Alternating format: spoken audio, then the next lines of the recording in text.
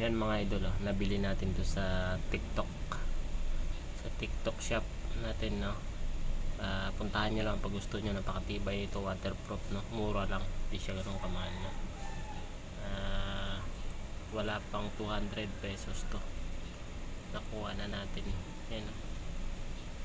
La Seca waterproof, legit po na waterproof, ano. So mura lang.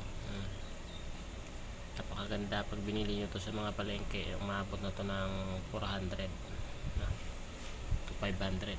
Yan, kasi ang ganda.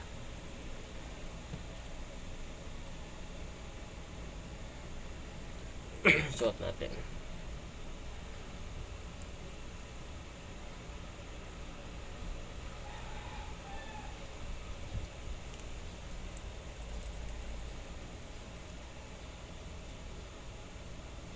Kaysa bumili kayo minsan ng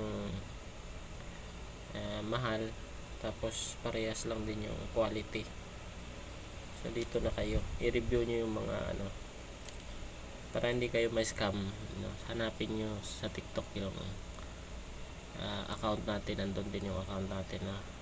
Yung i-search nyo lang yung Sinon Tamoy the second, no?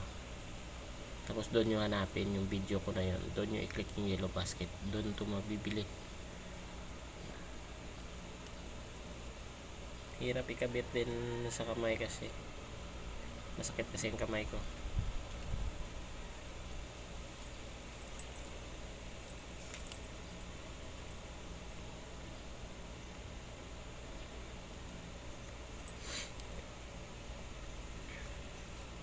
Yan.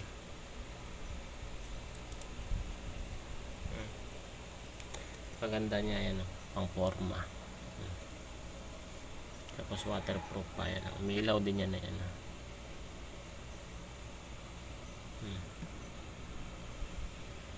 La Seca, no? Wala pang 200 pesos. Paganda.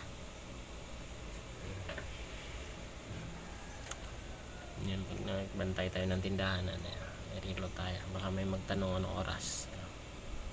6:37. So ano na lang po, paki-subscribe na lang yung YouTube channel natin, no. Ngayon lang tayo ulit nag-open. Wait.